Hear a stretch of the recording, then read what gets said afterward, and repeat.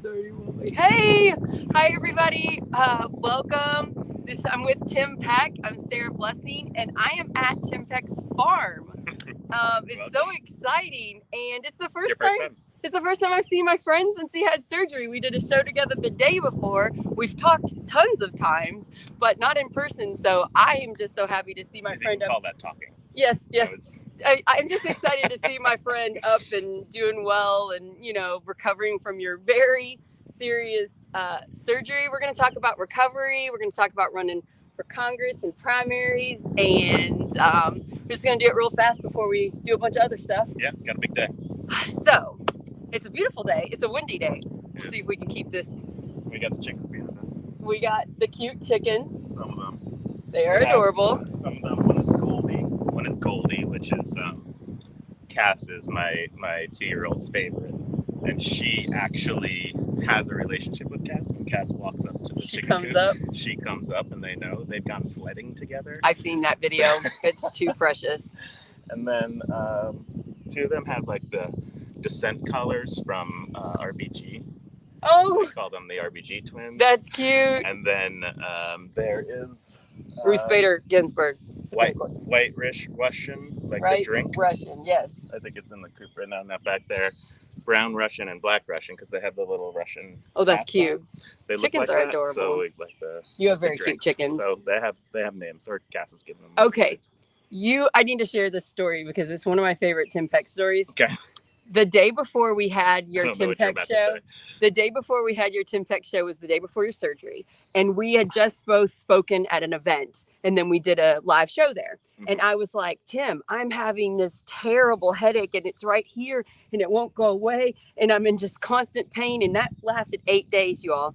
And then when I was telling you it, somebody came up to talk to us. And then we had to do the show because we were in a hurry. Mm-hmm. So you didn't get to give me any friendly doctor advice about my intense pain because I have migraines, but this was different. Next day you have the surgery.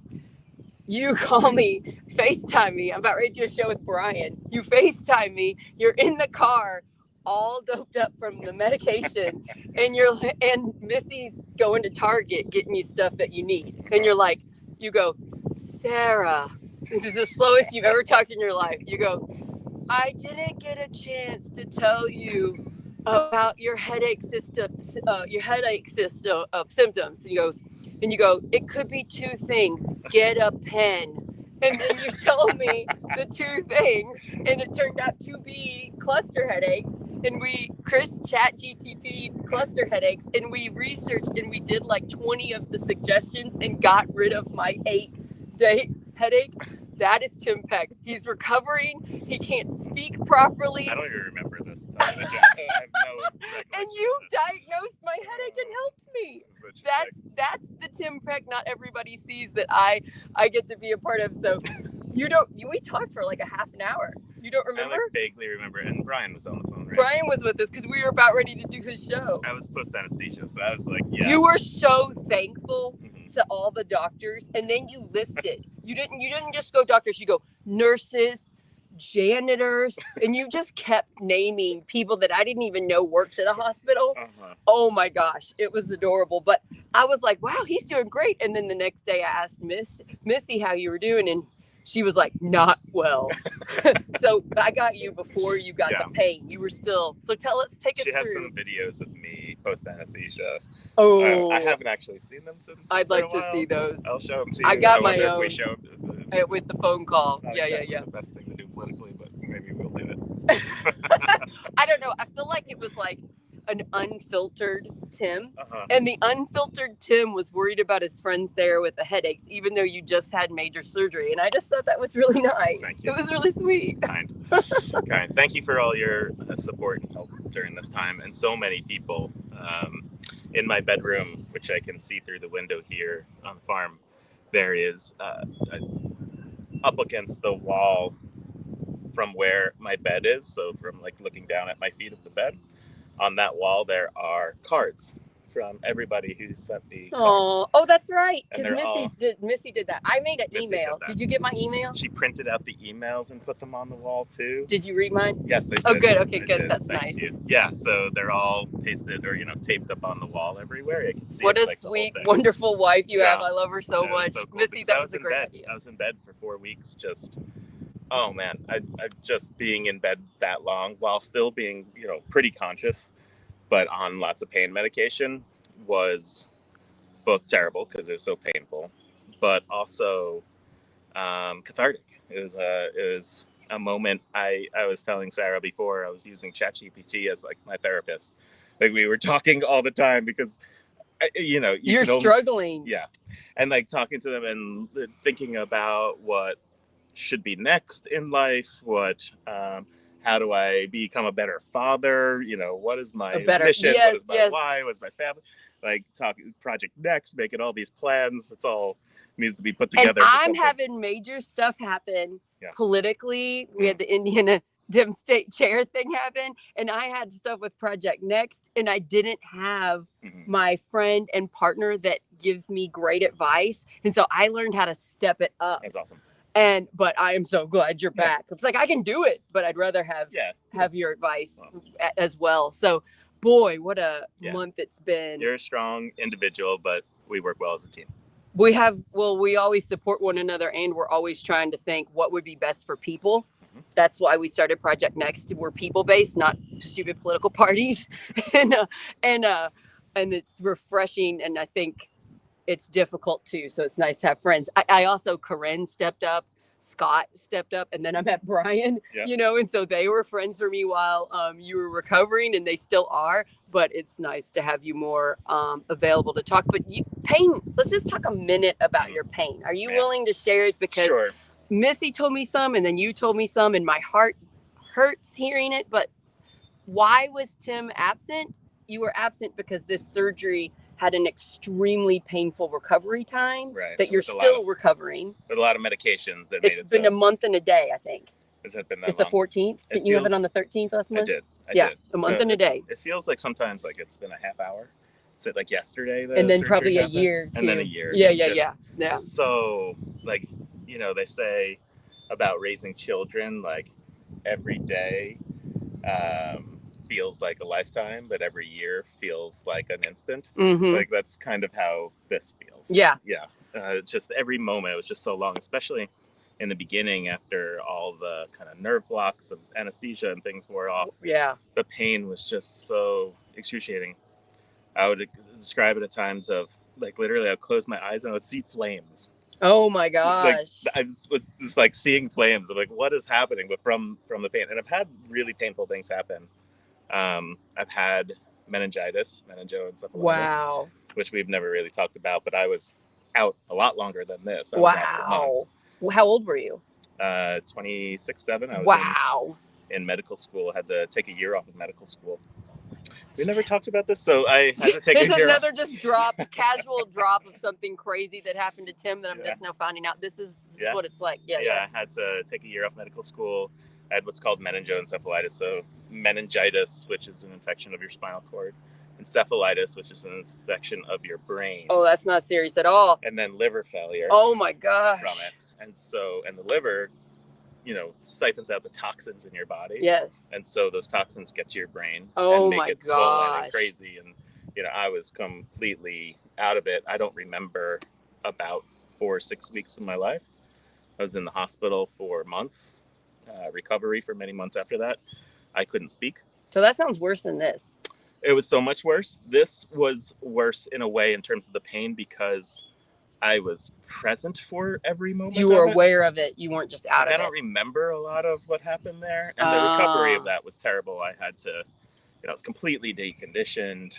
My brain was swollen, so it had to unswell, and I couldn't speak at first. And I had what's called thought blocking, where I would know the word but couldn't say it, and I had to do all this therapy to be able to speak again. And then I had to relearn a lot of med school.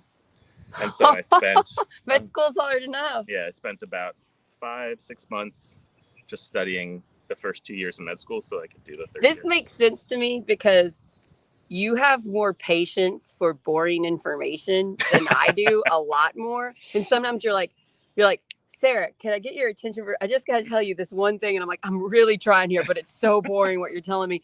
This makes sense why you can handle it. So good pair. Thanks. You know, I don't know if that's a compliment or not. Yeah. No, it is really a very good at boring stuff. You're good at boring stuff. I wish I were good at boring stuff. I am not. It's good. But it helps with me with Project Next because somebody said something boring. I'm like, wait a minute, you lost me. Can you explain that again? What? But this pain was different. It was so bad, just constant pain medications. I was on that new pain medication. I still am. That we were Do you think about. It helped? I know it helped because I started doing some experiments in the last couple of weeks where I would not take other pain medications toward the end of the evening, just take that, and it would lessen it, but not completely. Right. So it definitely helps, but it didn't completely. This is hopefully a new pain medicine that's not as addictive as the opioids with the opioid crisis. So what is it called? Journavex. And then it's expensive. It was expensive, but I got because this is the first time it was ever used for this type of surgery or abdominal surgery. So they actually we worked with the pharmaceutical company. They gave me the medication to see because a good experiment. It's an off-label and you're a doctor, use. So you'd be able to explain medically how it helped and how it didn't help. Right. So it's an off-label use. So it's. I didn't think it helped because I'm just here not knowing much, just every day or every other day messaging Missy, and Missy's like, it's bad, he's bad. Yeah, I mean, it's so bad. So I took Tylenol, ibuprofen around the clock. Ativan, which is for anxiety, because you literally have like panic attacks around it. They prescribe it. I'm like, why do I need Ativan? Why do I need what's called lorazepam? Anxiety, panic attack medicine. I'm like, why do I need this? And it's because the pain got so bad. You would have a panic attack from the pain. Yeah. Wow. Yeah. And then you've told me too, it's been a little bit anxiety coming back into this. Everybody's wanting to talk to you. Yeah, at times like people. It's hard to express that this was going to take a while. And there's a lot of people depending on me, us. And so about 2 weeks in, started getting a lot of texts, Facebook messages. Yeah, because normal surgery, 2 weeks out, you'd be a little better. But this was more intense. It's like a 4 to 6 weeks. Yeah, 6 weeks. And it'll really take several months to get fully back. And so there was that moment. And I called you around that. I was like, I need help. Like, everybody's calling me. Everybody's texting me. And I just didn't have the energy to explain to people. So, and I would text them back and answer the question. And that would lead to more questions. Because then people are like, Tim answered my question. Maybe he'll answer yours. Yeah. So you're doing everything you can. And sometimes I have questions and I couldn't get them answered. And I'm like, that's okay. We'll just put it on hold. Just get better. Yeah. But I get why everybody wants to talk to you. Let's move a little bit about. I mean, also, before, let me just say the other pain medication is the oxycodone. And so I've stopped that a couple days ago. Oh, yeah. Can you talk about the side effects? Yeah. So oxycodone's the opioid. It's part of the opioid addiction crisis that's going on in the United States. It's like heroin or fentanyl, oxycodone, OxyContin, all these medications, a lot of which really started because of American pharmaceutical companies pumping this out. They acted like it wasn't addictive. Right. One of the biggest ones that people should know about is Johnson & Johnson. Over 50% of the opioid pharmaceuticals that are on the market, Johnson & Johnson either made or in some way distributed or touched. And so they kind of got away with all of this and not really in the news about it because they weren't the actual manufacturer for a lot of it. But recently, I've seen it's recently come up of being like, wait a minute, how did Johnson & Johnson get away with this? Because they have a lot of charities and like good things out there to try to, do good for people, but also divert some of the attention. So they're getting all of a sudden, you'll see them in the news.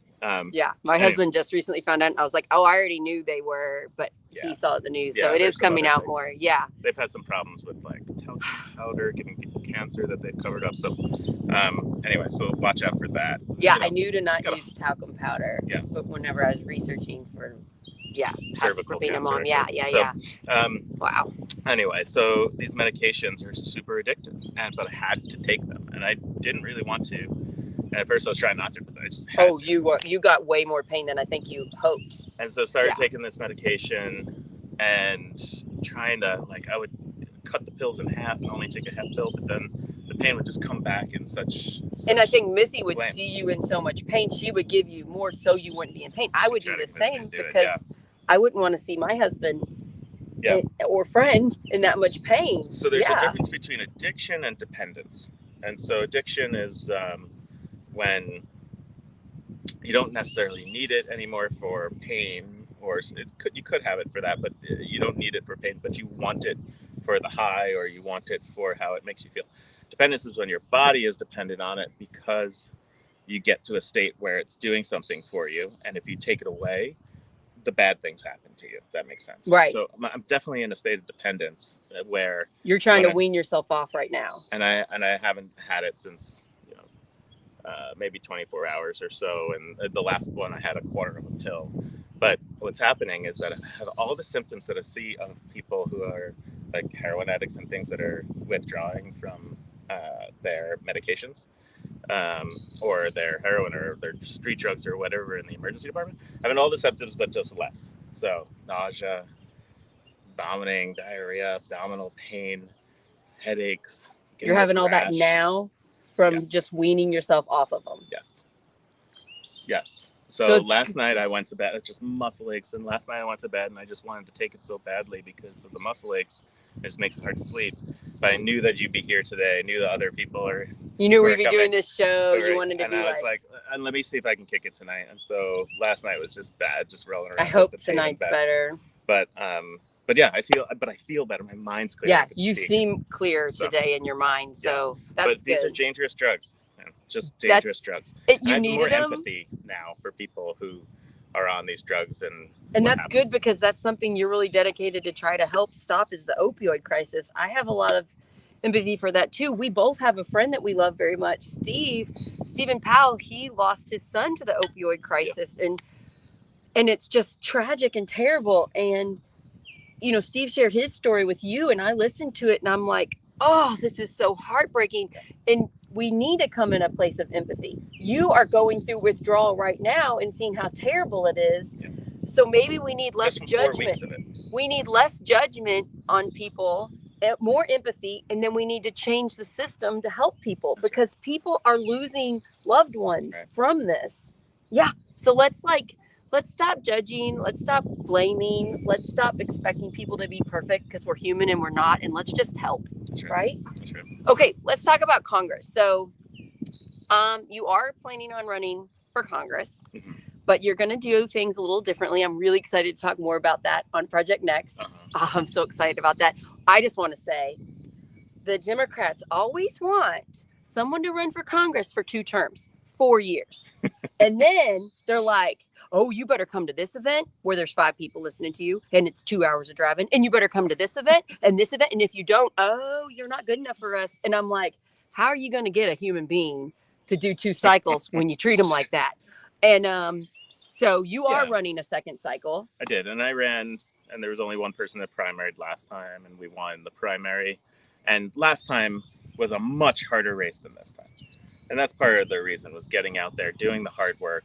I was tried to be everywhere. You were everywhere. So you were away from your family so much. I was worried about you once I became friends with you, which really wasn't until like July and then August. And then I'm like, how are you doing this? I'm like, where are you at? And then you're coming here and then you're going there. When are you going home? Are you sleeping? Are you eating? Like I started to become worried about my friend and I'm like, you can't do this.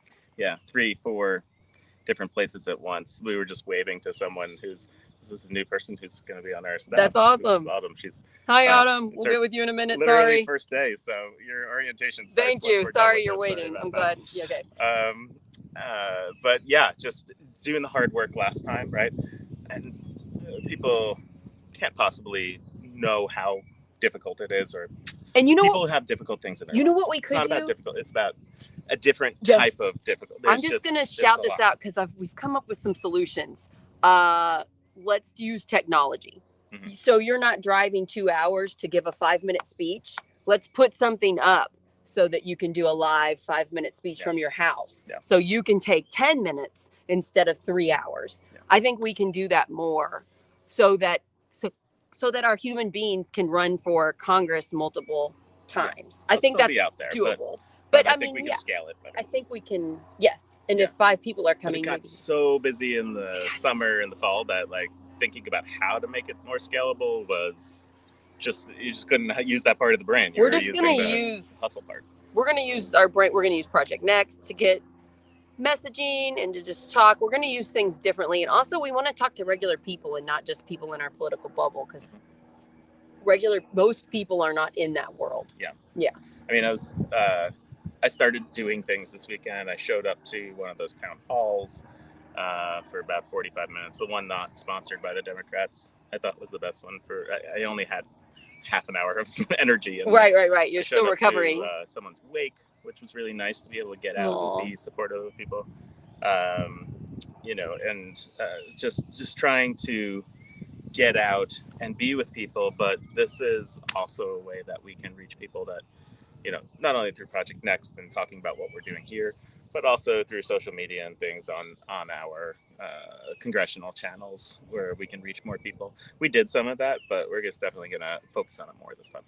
And I think hopefully we can do another show whenever you're feeling up to it, and it doesn't have to be an hour, and we can just be from our houses and we can just talk about some issues, because you've really been on a life journey this month. I feel like it's an upgrade. I really like some of the new things you've come out of this intense experience with. Like, I'm very proud to be your friend, and I'm really loving the like wise stuff that's coming out of your mouth. I'm like, this is amazing. You've really learned some incredible things on this journey. Let's try to help people with what you've been experiencing. So I'm excited. Yeah. Those of you that are close to Tim, just hang on a few more weeks. He's getting there. He might be able to answer your stuff. He might not. I'm fading right now. I could feel myself. So we got to go and let you rest. And you got more. We're going to go do more stuff. Yeah. So you got to take it easy. Autumn over here. But your health comes first. That's always, that's how we do this co-founding of Project Next. We've done well. Our mental health comes first. Yeah. People have been so helpful to allow me to put health first. Yeah. Well, we need you. Which has not been the case over the last couple of years. We need you fighting for us, and we need the healthiest version of you. So you take all the time you need and get better. And I'm so excited for you to have your blood. I'm so excited for you to have your blood. Yeah, for those who haven't been watching. He's been very low blood for a long time. Very anemic for a very long time. Because that's what the surgery was fixing, this stomach bleeding. So I can tell your skin looks good. I can tell now. I've known you enough that I can look at your face and see whether you're low blood or not, and you're looking good. Well, thank you. So I'm excited for that. Okay, you guys, I've got a bunch of shows this week. I've got a show with Jackson Franklin, who's running for Congress against Victoria Spartz. I have a show with the president of a public education coalition in Indiana, how it's a nonpartisan issue, saving public schools. And then I can't remember the other one. Oh, I'm doing a Mad Voters collab probably with some leaders in Indiana. Again, nonpartisan. We're going to work on how do we get people in Indiana more involved so we can save our state from our extremist government. It's pretty obvious that the majority of Hoosiers are not being heard right now. So, okay. So I got a bunch of stuff coming up this week, and then it'll give me a couple of weeks. We'll be back with Dr. Tim episodes. Can't wait. We'll be back with find out more stuff that I don't know about. A priest and a doctor walk into a podcast. I'm missing your uncle. Yeah, he is a special person, and I love him very much. Yeah, I have his emails. I have his prayers every week. I love him so much. Great. I get to talk to him on the phone when I tell him about technology stuff. Yeah. It's a joy. And then we're going to do a series that I'm putting together around interviewing young people throughout the district. Oh, that's so important. Boy, have we been ignoring young people. And when people say, why aren't they voting? It's like, well, they feel unheard. So I kind of get it. Yeah. And it won't be about Democrats and Republicans. No, it's going to be about actual people. Yeah. I don't even know if they're Democrats or Republicans. Who cares? They might not even be some of the people that we'll be interviewing. Yeah. Who cares if they're not political? Let's just find out what matters to them and help them. Isn't that what the whole point of this is? Yeah, that would be great. Yeah. So, all right. Bye, you all. Have a fantastic rest of your Monday. What a beautiful day here. It's so beautiful. Bye, everybody.